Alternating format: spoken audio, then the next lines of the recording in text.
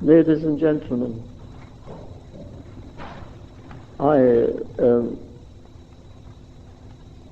friend there who introduced me put an idea into my head, but it's to do with René Guénon. My talk is entitled Frithjof Schuon and René Guénon, because I propose mostly to speak about the first one, having already given a talk on René Guénon alone. And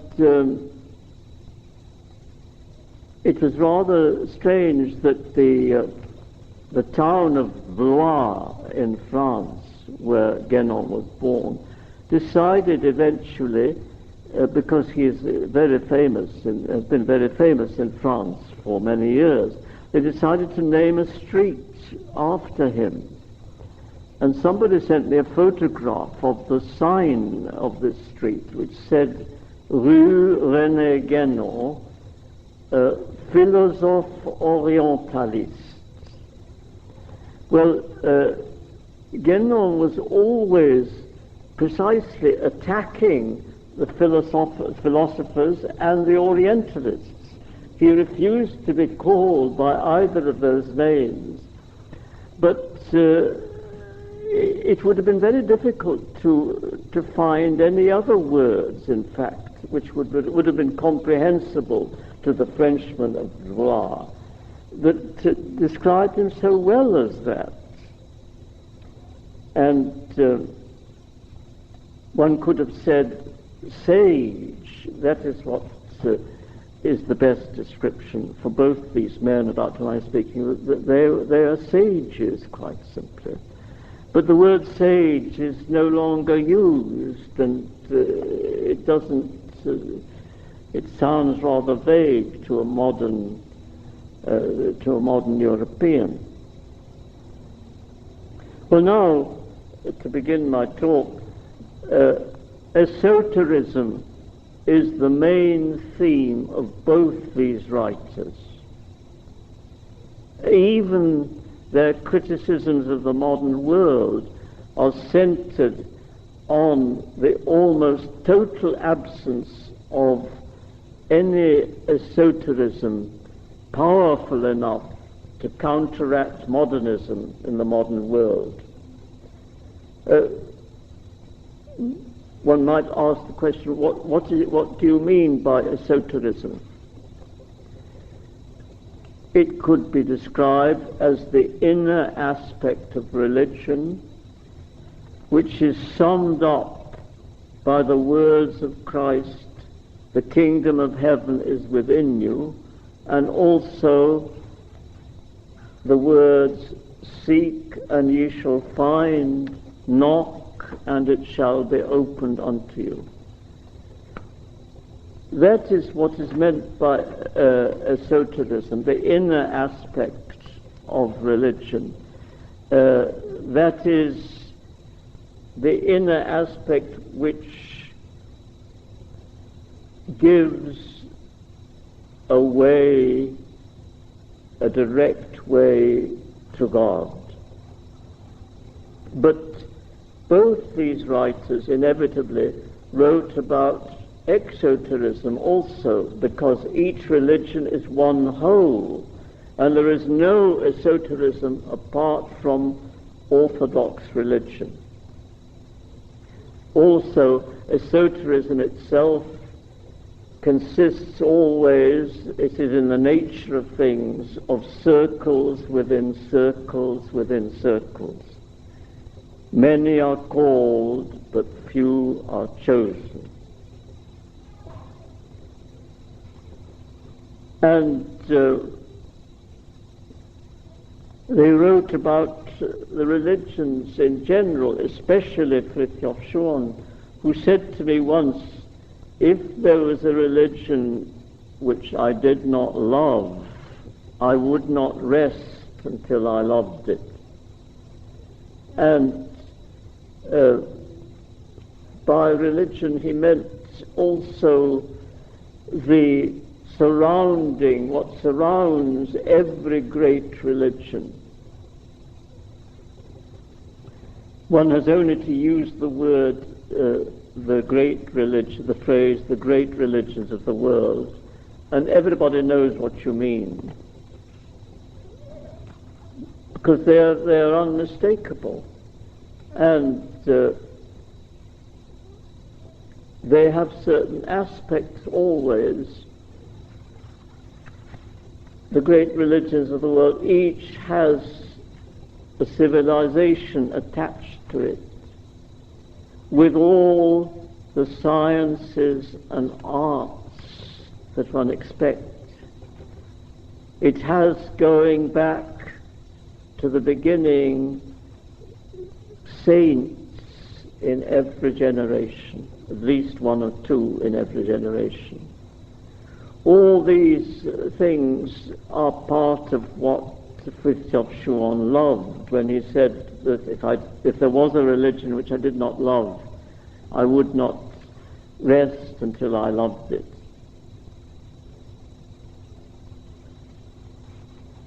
Now, both writers were in agreement about essentials, but they were very different in their manner of writing.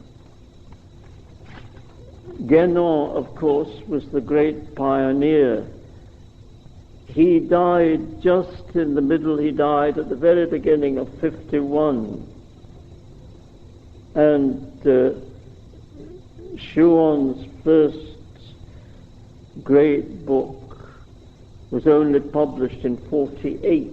So you see that each one has, one of them has, as it were, possesses one half of the century, the other the second half. Now, it no doubt suited Guénon's function as a pioneer, because he was the great pioneer that had to lay the foundations. But as a writer, he could be likened to an archer. His teachings are like arrows, arrow after arrow, shot from a basis of undeliberating certitude.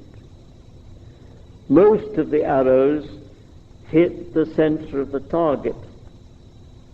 And this spontaneity, this gives a certain spontaneity of writing which is undeniably attractive. I was privileged to be the first reader of one of his greatest books, The Reign of Quantity and the Signs of the Times. And he gave it me chapter by chapter as he was writing it. And then at the end, he never had his books typed, but he sent them in manuscript to the publisher. But this was during the war, and I insisted on having the book typed before it was posted, because I thought it may never reach its destination and it might be lost. So when he gave me when he had finished giving me, when he gave me the last chapter, he said, "Now I will make a fair copy of the book." And then he gave me the fair copy to have it typed. But there was no difference between the fair copy and the rough copy. He wrote straight as the thoughts came to him, and he didn't correct anything. I mean, there it was written, and there it stayed like that. Whereas the rough copies of Schuon's writings are pieces of paper with things pasted over them, all sorts of crossings out and rewritings. Most of the typescripts of Schuon's books had to be retyped more than once because of all the changes made. He thought over everything very carefully. He weighed everything up. He was his own severest critic. But some of Guénon's arrows did go a little wide of the mark, And it's a pity that something must be done, if there is time, to salvage. One or two of the books are really not publishable because they have certain mistakes, but they have wonderful passages, and it would be a pity that they should not be salvaged in that way by perhaps an anthology of the extracts from Guénon.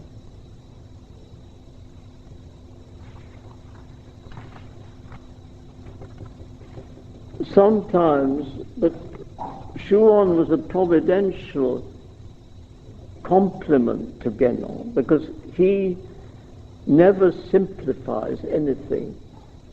And when he is attacking something, he goes as far as is legitimately possible to meet the person he is attacking on their own ground. If he is attacking the holders of an opinion against which he is arguing, in other words, his theses are worked out in detail with all possible objections foreseen, met halfway, given their due, and outweighed by what he says. By way of an example, let me mention his first main book, which I've just referred to, which was published in 1948, The Transcendent Unity of Religions. It was just 2 years before Guénon's death, and this is the only book of Schuon that Guénon ever read, in fact. He had read some of his articles. Schuon had published in 1935 a small collection of profound meditations, very poetical they are, and but they were published in German, and which meant that they were less widely distributed than they would have been if they'd been in French, because all Schuon's other books are written in French. He was bilingual.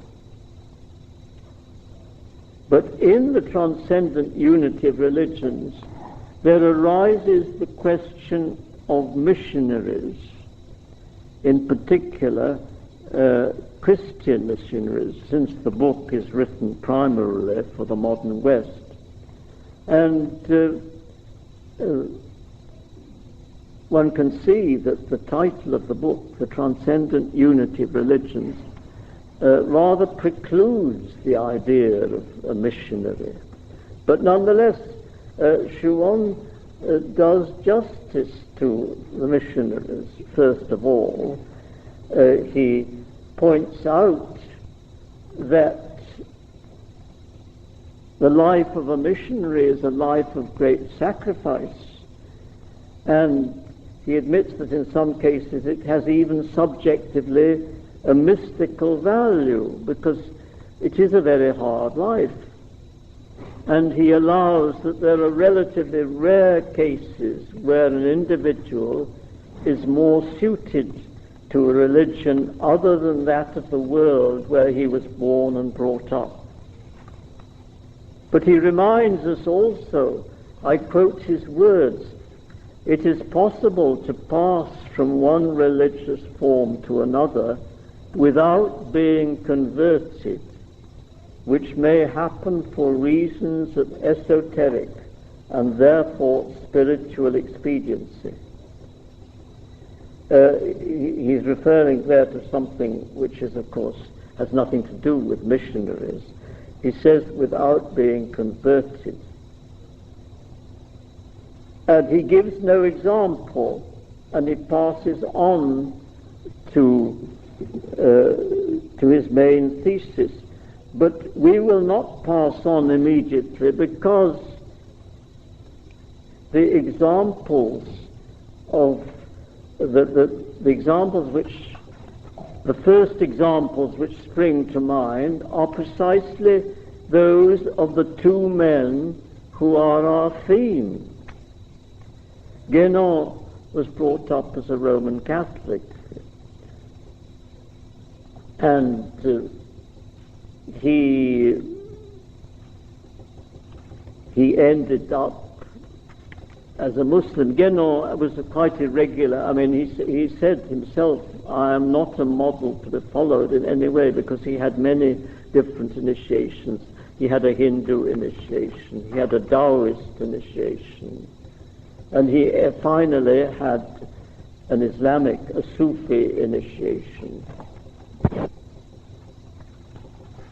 But it took him some time, because he was groping for his way.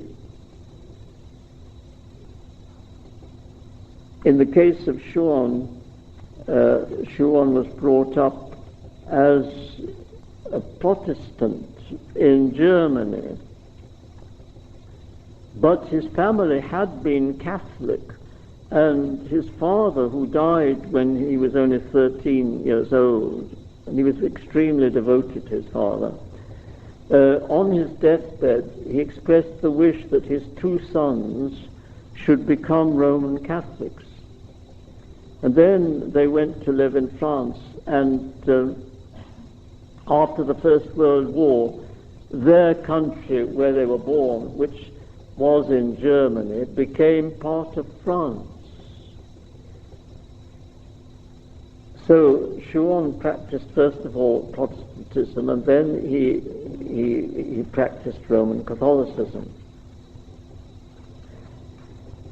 The reason for the change in both cases was the presence of a great spiritual master in the religion to which the change was made, and the absence of his counterpart in the other, the religion that was left.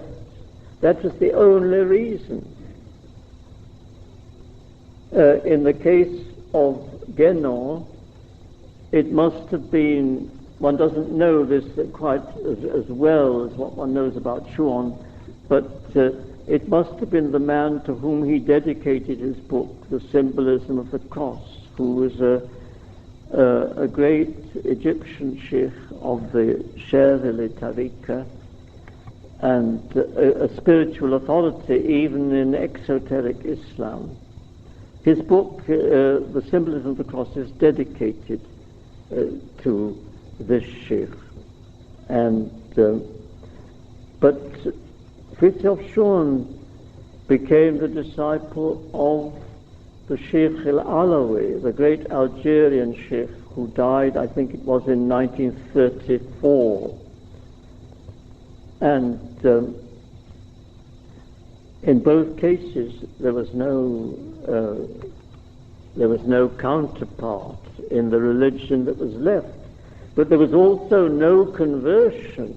What Schuon means by that is that the religion that was left still continued to be loved and believed in.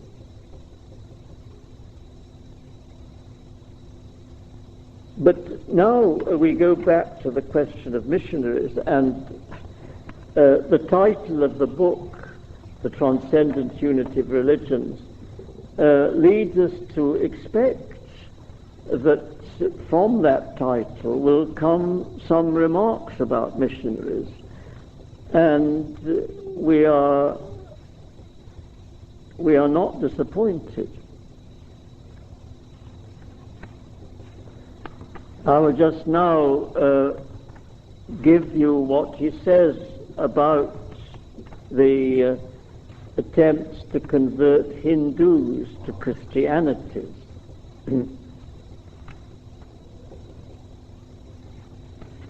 Brahmins, I'm quoting now his words, Brahmins are invited to abandon completely a religion that has lasted for several thousands of years, one that has provided the spiritual support of innumerable generations and has produced flowers of wisdom and holiness down to our times.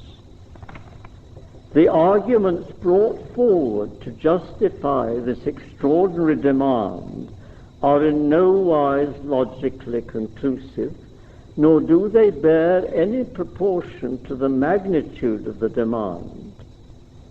The reasons that the Brahmins have for remaining faithful to their spiritual patrimony are therefore infinitely stronger than the reasons by which it is sought to persuade them to cease being what they are. The disproportion from the Hindu point of view between the immense reality of the Brahmanic tradition and the insufficiency of the Christian counter-arguments is such as to prove quite sufficiently that had God wished to submit the world to one religion only, the arguments put forward on behalf of this religion would not be so feeble, nor those of certain so-called infidels so powerful. Well, equally unanswerable is Schuon's refutation of the claim that Islam is a pseudo-religion, which is the claim of the average Christian missionary. That God should have allowed a religion that was merely the invention of a man to conquer a part of humanity and to maintain itself for more than 1,000 years in a quarter of the inhabited world, thus betraying the love, faith, and hope of a multitude of sincere and fervent souls. This again is contrary to the laws of the divine mercy, or in other words, to those of universal possibility. He says elsewhere in the same passage, in the same sequence of thoughts, God can be terrible, as the theologians well know, but he is not monstrous. That last passage one might say, yes, this is convincing, but nonetheless, great evil does exist in the world. How is that to be explained? And in another book, one of his other books, Schuon does explain this. He does answer this question. I think in the only possible way. And I will give you the answer. I hadn't intended to, but it just occurred to me. I will give you this answer now because it is of very great importance.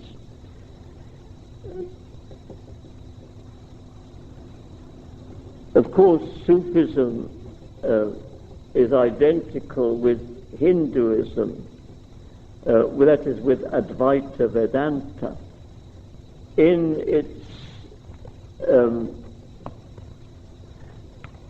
its doctrine, in the hierarchy of the universe. Both these esoterisms insist on the divine essence, the one divine essence, as being the absolute,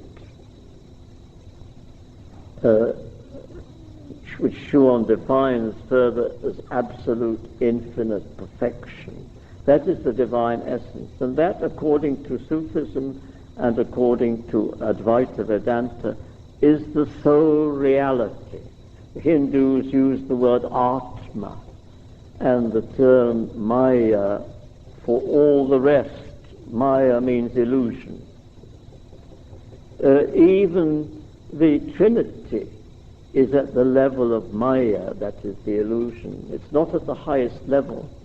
This is what Meister Eckhart also believed, and many Christians have also insisted on this as well. But the official doctrine of both the Orthodox and the Catholic Church is that the Trinity is at the summit of the hierarchy. It is a Trinity, one God. They insist on the unity of the Trinity, but nonetheless That for Hindus who have also a trinity in their in Hinduism, Satchitananda, that they insist is not at the level of Atma, not at the level of the Absolute, but it is in the domain of illusion. Now, in Sufism there are some of the divine names are names of the essence, and they are names therefore of the Absolute. And one of these names is the name Ar-Rahman, which is translated in many different ways. It's one of the names of mercy. Schuon translates it the infinitely good. And that is one of the names of the essence. And it is through the Rahman, the infinitely good, that the whole of creation, the whole of manifestation takes place, because it is in the nature of the good. This is the universal truth which is recognized by St. Augustine, for example, as well as Hindus and Muslims. It is in the nature of good to radiate. There's a saying of the Prophet which is often quoted. Some say it is not a saying of his, but it is nonetheless recognized as the truth. I was a hidden treasure, and I loved to be known, and so I created the world. This is the origin of, explains that the Sufi point of view, or the Muslim point of view, is exactly the same as the Vedantist point of view. They don't speak in Hinduism of creation, they speak of manifestation. The whole universe is a manifestation of God, of the Absolute. And radiation, which comes from the good, means eventually distance. And distance produces danger. This is precisely the origin of all evil. It comes from the infinitely good, paradoxically speaking.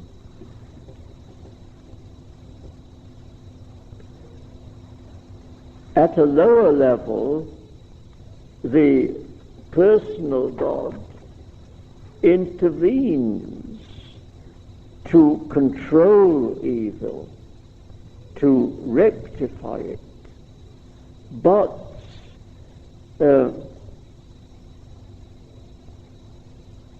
that is the personal God is all powerful except as regards the essence.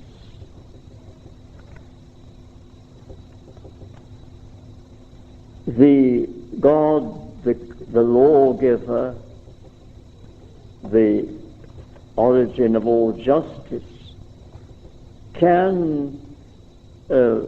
has power to correct evil, but he has no power to stop the radiation of infinite goodness which comes from the divine essence.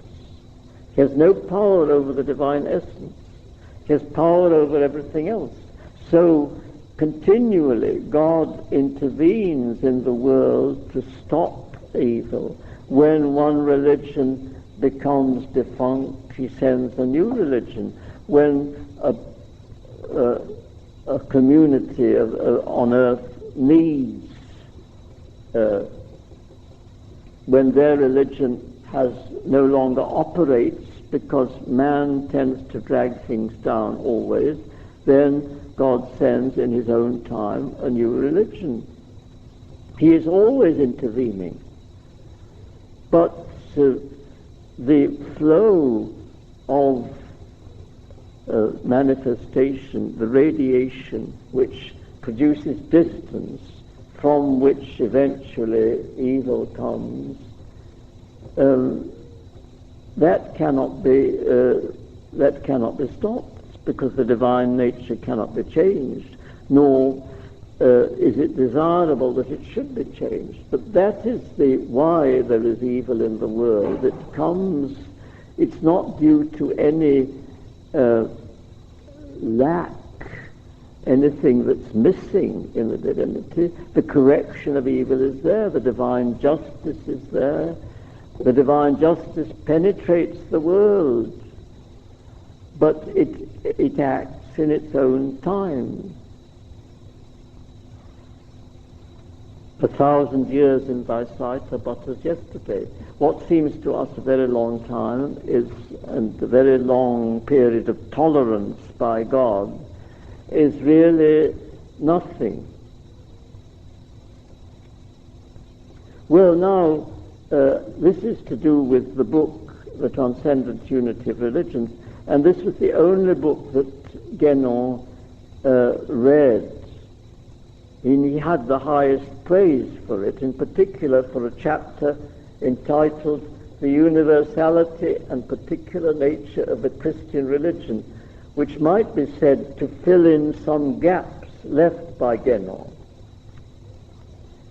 Or to take another of his books, another of Schuon's books, Esoterism as Principle and as Way.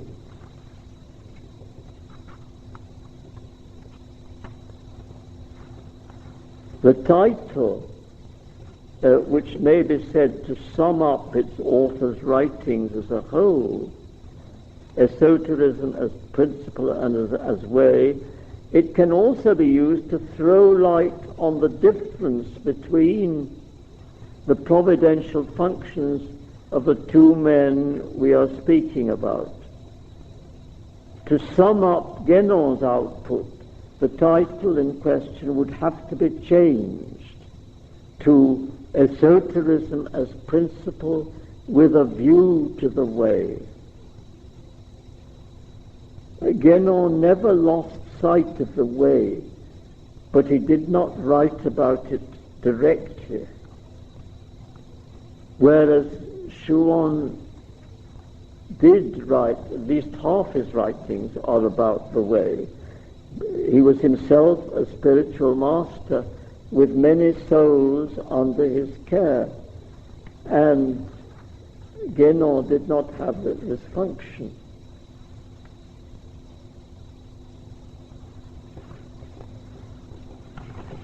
And this means that the writings of Schuon are rich in psychological observations of the utmost importance.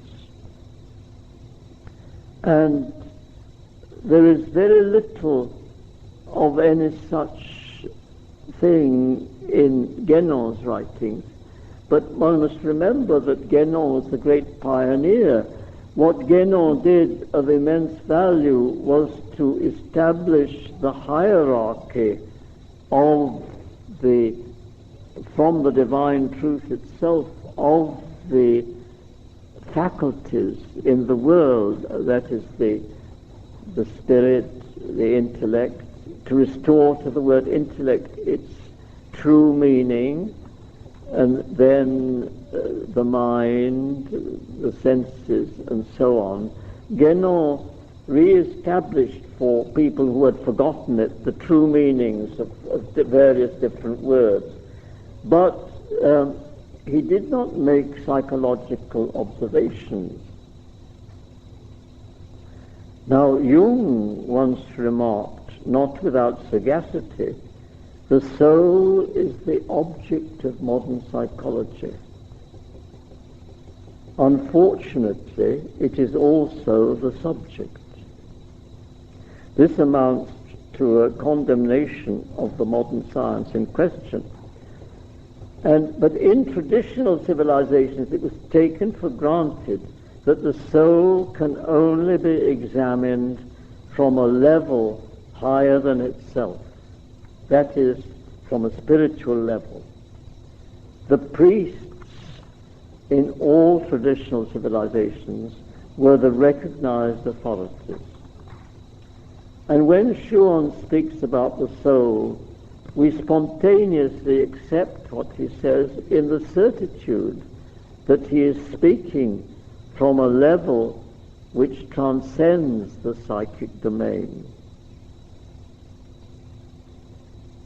Let me say in passing, this is perhaps not, would have thought not interesting to some people, but let me say in passing that Schuon was remarkably aquiline in appearance, so much so that the Sioux Indians who adopted him into their tribe would refer to his followers as the Eagle people. That is, the Red Indians of North America. They named the followers of Schuon as the Eagle people, implying that he was the Schuon himself was the eagle. But I mention this because one has the impression that when he is speaking of the soul, he is looking down from this very distinctive from above. Afterwards, this is another point I would make, after he had come to live in Indiana, he was visited every year by a Crow medicine man, another tribe of North American Indians, a man called Yellowtail, who has written a book, by the way, which is of great interest. I think it's published by World Wisdom Books in America, in Bloomington. And Schuon once remarked to me that some people might find these regular visits year after year surprising. But he said the explanation is very simple. Yellowtail is profoundly conscious of being a priest by his very nature, and he senses the same consciousness in me, despite the many outward differences between us. Now, to go back to the writings and to Schuon's function as a spiritual master, he demands from the very start, I've mentioned this before, total commitment to the way. Knowledge saves only on condition that it enlists all that we are. Metaphysical knowledge is sacred. It is the right of sacred things to demand of man all that he is. What is that all? The answer to this question is the theme of a chapter in esoterism entitled The Triple Nature of Man. And much of Schuon's other writings are concerned with this threefold totality. To sum up, it is a question of knowing, willing, and loving the divine reality. And since the way demands perpetual consciousness of this triad, Schuon, for the easy remembrance of his disciples, often words the triad comprehension, concentration, conformation. The faculties concerned are intelligence, will, and sentiment. And this is related to another triad. Schuon defines the principles of the way as fear, love, and knowledge. And this is something of universal import.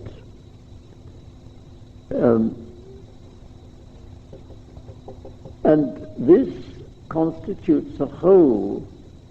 It is generally said in Islam that provided that one fears God, one loves Him, and one knows Him to the best of one's ability, He will ask nothing more of us. But this is really the same triad as the other one, because will, the faculty of compulsion, is related to what must be done and what must be avoided. I underline the word must.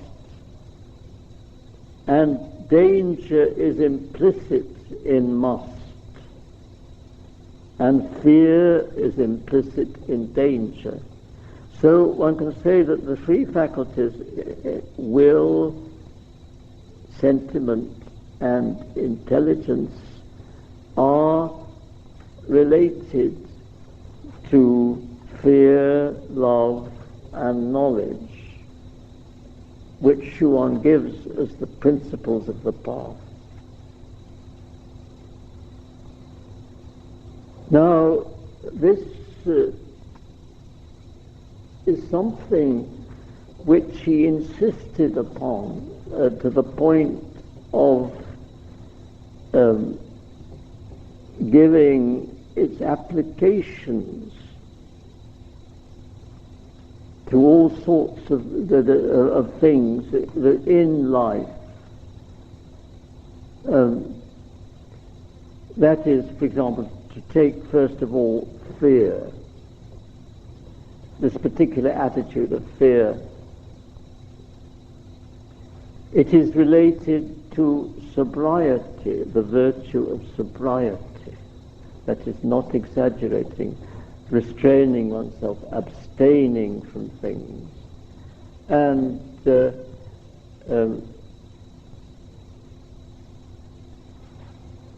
in nature, it corresponds to because he always encouraged people to think of virgin nature as the natural setting for man, to feel at home, particularly in virgin nature.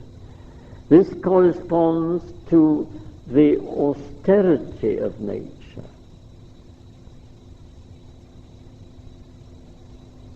And then he insisted on the importance of having a sanctuary in the house, if possible. As this was a Sufi, as he was a Sufi and his disciples were Sufis, this was what is called a zawiya, and it was a room which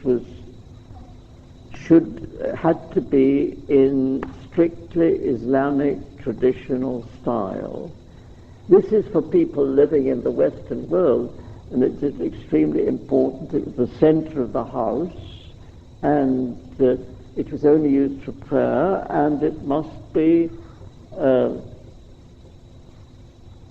in Islamic style, and it must reflect this particular attitude we are speaking of.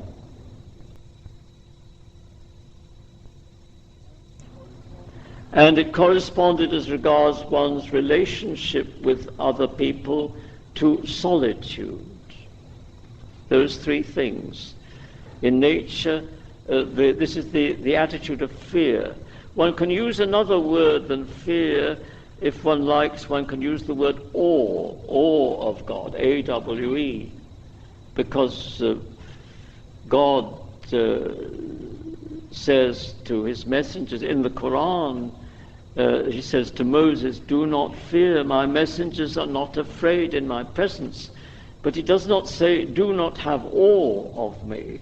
Primordial man must have lived, he lived without fear of God, but he lived in awe of God. So this first principle corresponds to what is usually called fear. And now the second one, love.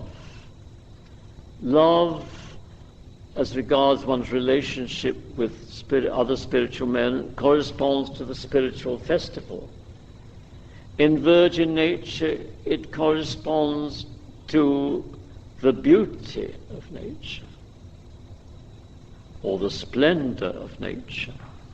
And in the sanctuary, it corresponds also to the element of splendor. The third principle is knowledge. And in nature, this corresponds to the meaning, the symbolism of nature, the meaningful things of trees, rivers, and flowers, and all that we see. The message they bear, if one likes. In the sanctuary, it is the homogeneity of the sanctuary and also the meaning of things, the meaning of the ornaments. The sanctuary must be meaningful. And as regards one's relationship with others, it is the company of spiritual men. And he adds, all these things must be combined. This is essentially important. And this is something which we find in all sacred arts. Schuon was an artist. He was a painter and a poet. And it is very true, if one considers sacred art, that this is all over the world. There are always these three elements which correspond to awe, love, and knowledge. A kind of austerity or simplicity, splendor, and of course meaningfulness. And spiritually speaking, as part of the spiritual method, the other rooms in the house should, if possible, be like prolongations of the sanctuary. One should not put up ornaments which have no meaning.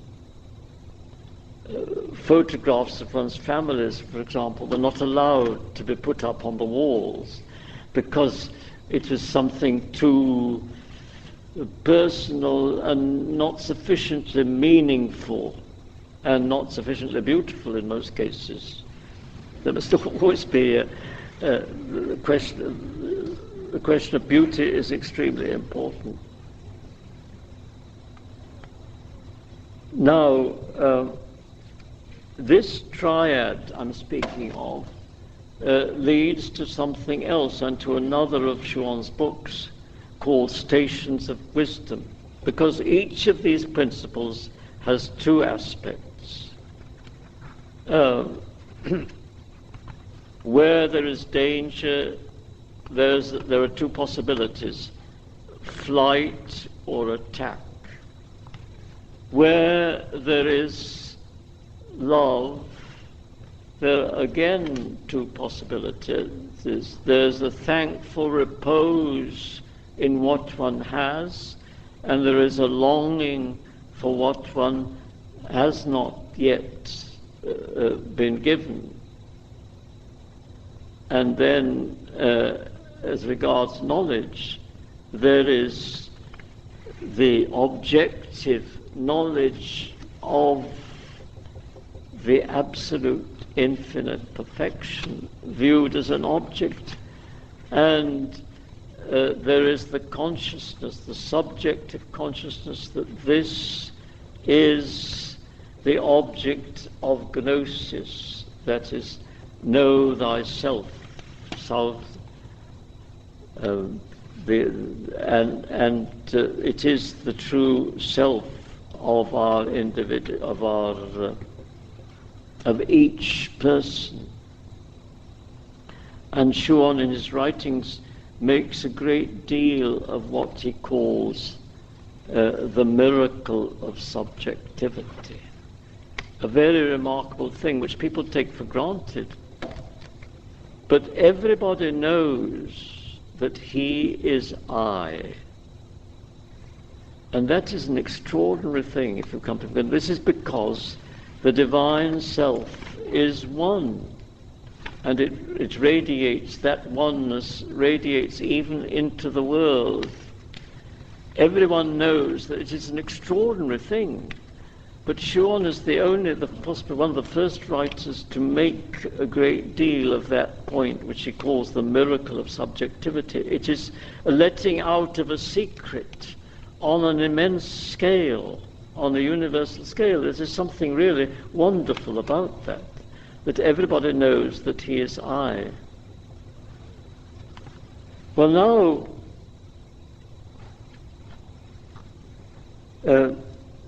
each of this triad I mentioned, each term of the triad has two aspects, because where there is danger, where there is fear, there is danger. Where there is danger, there are two ways of approach. Either taking refuge or attack. You either run away from the danger or you attack what is dangerous. And well, I've already mentioned that. And this produces six. Each of these three principles has two aspects. This produces six. And these are what Schuon calls the stations of wisdom, the six stations of wisdom. Now, this is a very important point of universal doctrine.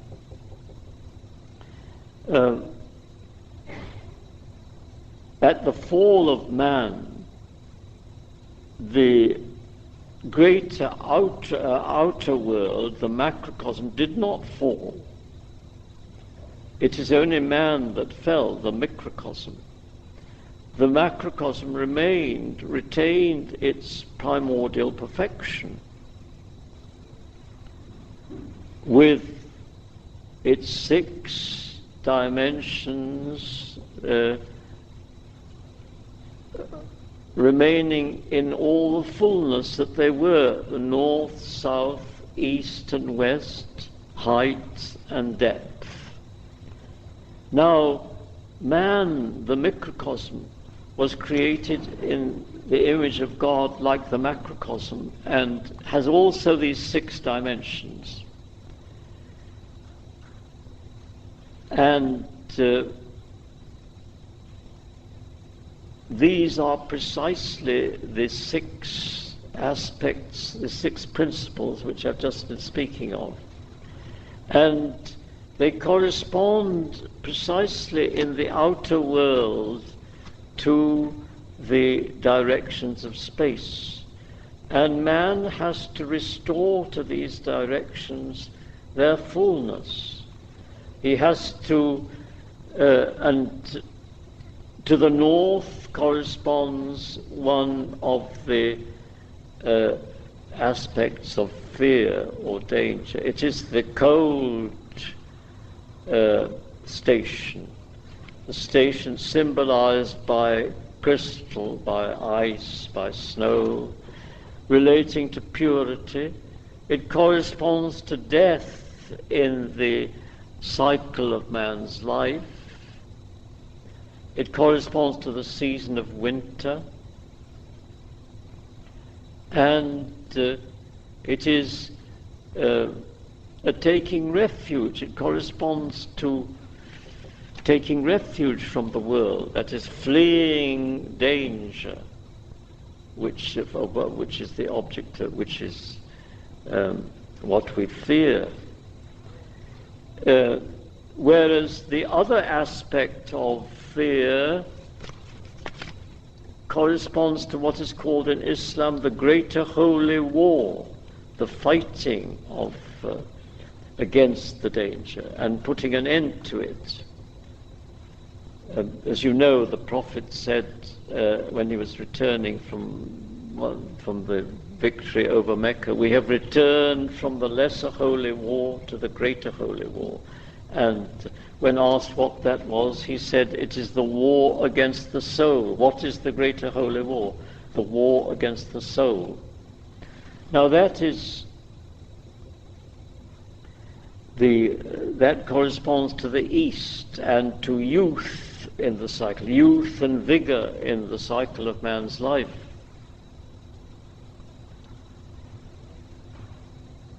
Then comes love, the two aspects of love.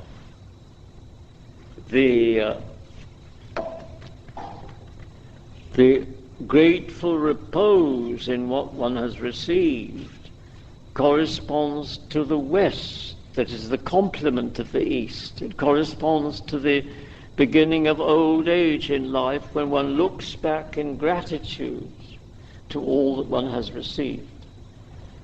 And the South is the complement of, corresponding to summer, is the complement of winter. As Schuon has said, the first station of wisdom says no to the world. The fourth station of wisdom, its complement, which corresponds to summer, says yes to God. And the height and depth correspond to the two aspects of knowledge. The height is the transcendent object, and the depth is the immanent self, that is the subject. And these 6 stations of wisdom are the theme of the last chapter of Schuon's book, which is called Stations of Wisdom. And that is it is that has to be gained. The soul has to regain its 6 dimensions in full, its north, south, east and west, in full as they were. Now, I don't know what the time is. Where is Stephen? What? 8:05, I see. Well, we can go on a bit longer, I think, or can we not?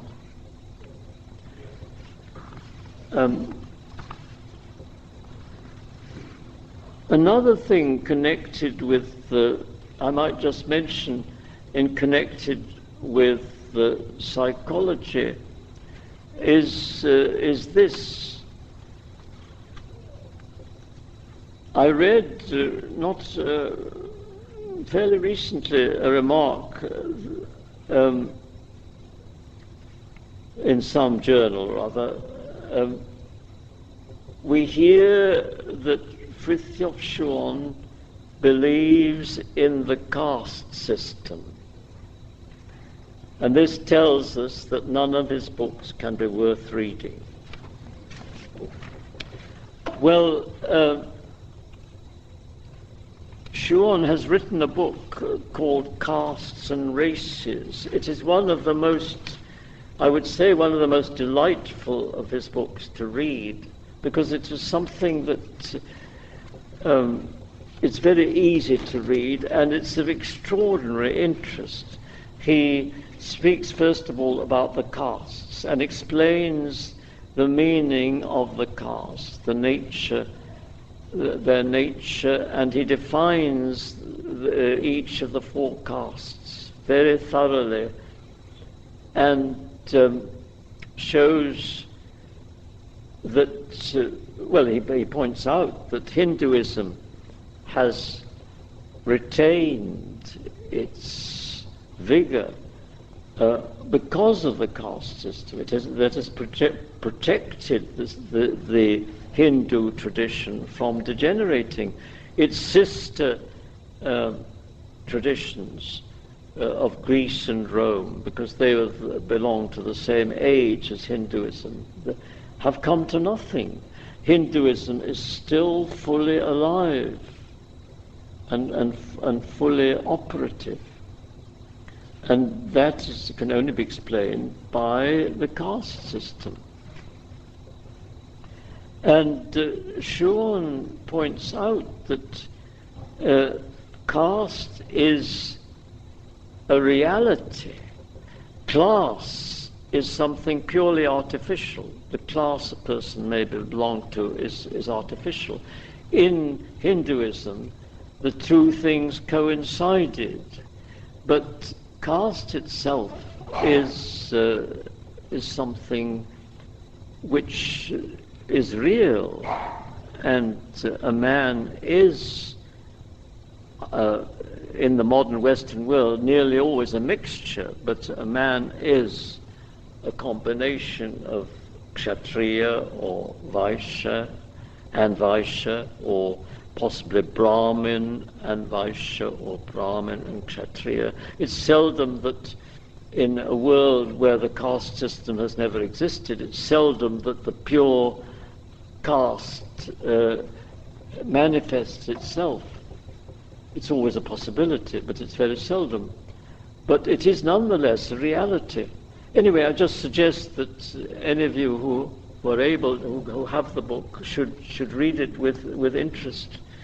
Then he writes about the races, the three races. It's wonderful to read what he says about each of the three races, their particular aptitudes, their gifts, their particular gifts, and so on.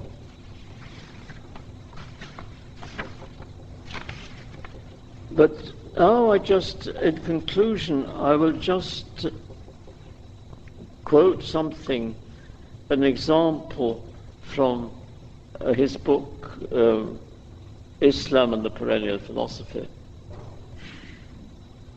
which illustrates his extraordinary perceptivity and his subtlety in seeing situations. And this is about the modern world. I have quoted it before, but I've quoted some of it before, but not as much as this. Schuon, of course, is very much against, in his writings, like Guénon, the idea of progress, that man is progressing, of course, totally against the idea of evolution, but also against the idea of progress, that man is getting better and better. And both he and Guénon, well, Schuon doesn't bother to write against that, because it's in the last half of the century it's so obvious that man is not getting better and better. But he says here, it must be admitted that the progressists, those who believe in progress, are not entirely wrong in thinking that there is something in religion which no longer works. In fact, the individualistic and sentimental argumentation with which traditional piety operates has lost almost all its power to pierce consciences. And the reason for this is not merely that modern man is irreligious, but also that the usual religious arguments, through not probing sufficiently to the depth of things, and not having had previously any need to do so, are psychologically somewhat outworn and fail to satisfy certain needs of causality. If human societies degenerate on the one hand with the passage of time, they accumulate on the other hand experiences in virtue of old age, however intermingled with errors their experiences may be. This paradox is something that any pastoral teaching bent on efficacy should take into account, not by drawing new directives from the general error, but on the contrary, by using arguments of a higher order, intellectual rather than sentimental. As a result, some at least would be saved, a greater number than one might be tempted to suppose, whereas the demagogic scientistic pastoralist saves no one. By that last phrase, the demagogic scientistic pastoralist, he is thinking of, no doubt, Vatican II. Those who put forward Vatican II were bent on modernizing the church and making people feel at home in religion and so on and so on.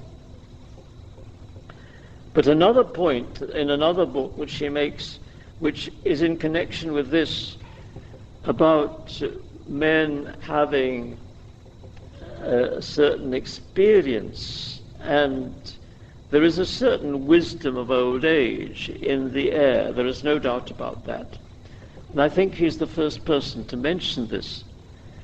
But in a chapter called Understanding and Believing, in his book, Logic and Transcendence, he points out that it is well accepted that it is possible to believe without understanding.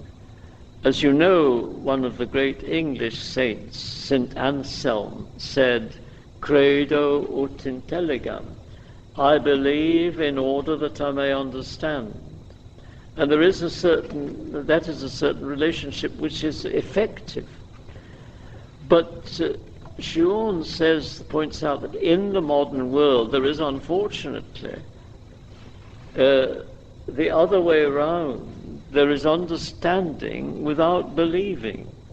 And that is something very typical of the modern world. And that rather lessens the efficacy of old age. There is a lot of old age, a certain experience of old age, which is a certain wisdom, which is nonetheless weakened by the fact that many people understand things, but they no longer believe.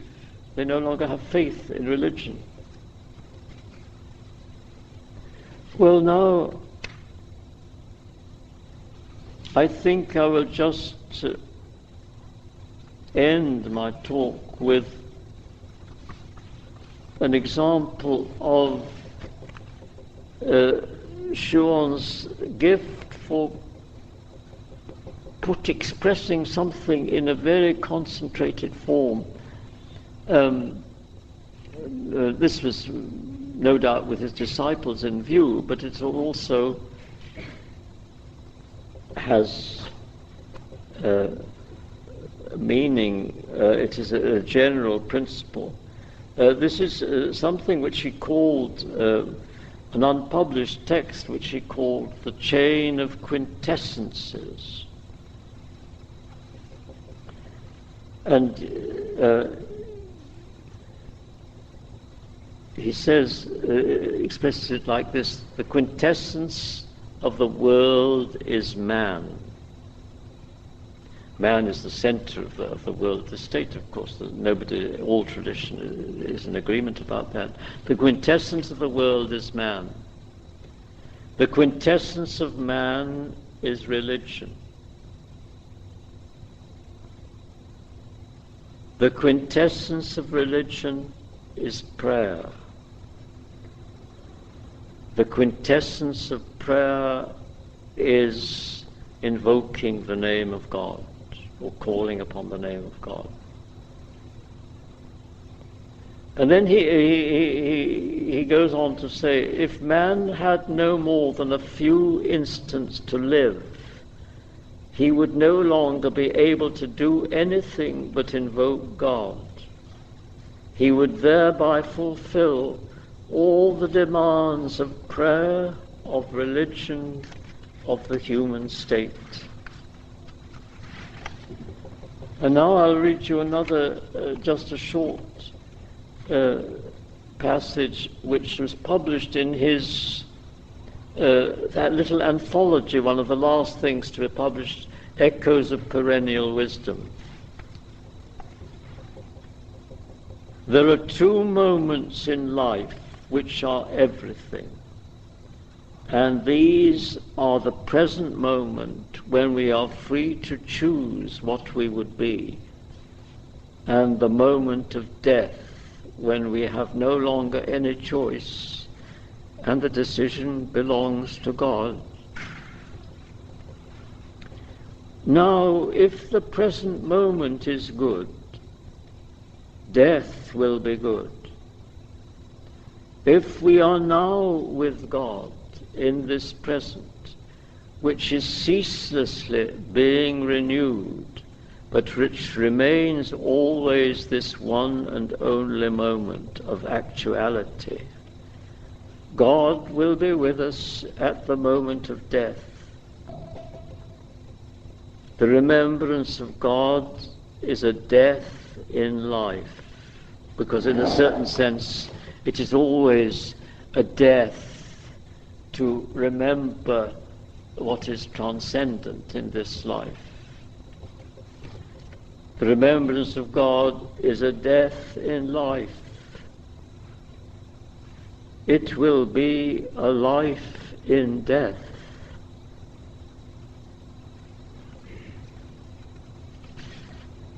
Well, that is, I think I've said enough, really.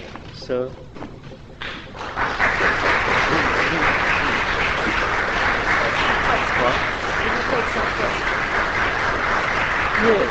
Yes, is there time?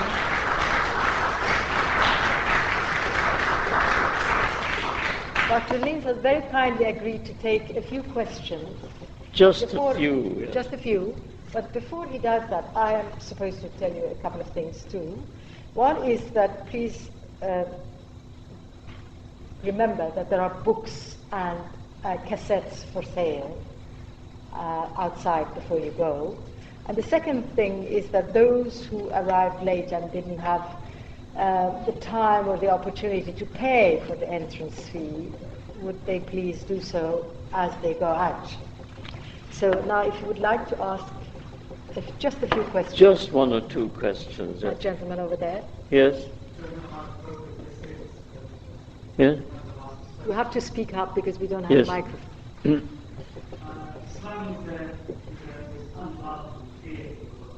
I'm sorry, I didn't understand anything that you said. You have to speak up. Yes. Islam is scared and unloved in this world. Oh yes, I understood. I heard that. Yes. And that is due to us Muslims. We are at fault for this problem. Would you say, where is in fact exoteric Islam heading? Is there a distancing with the esoteric? Is there a? I didn't catch that word with, is there a, is there a... Somebody speak up.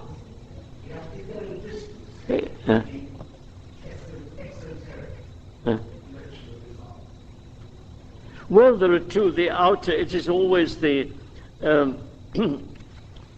nobody feels any animosity towards the inner aspect of Islam. On the contrary, the great sages of Islam, the great Sufis, the great mystics, are greatly venerated in the Western world, and but it is the well, you know what the troubles are caused. The Muslims are fighting against each other, and it makes a bad impression. There's no problem. I didn't want to have questions of that kind at all, because it's not very interesting to listen to talk about these things which everybody knows. Could we have some other questions, possibly? Yes. You mentioned René Guénon's early initiation. Yeah.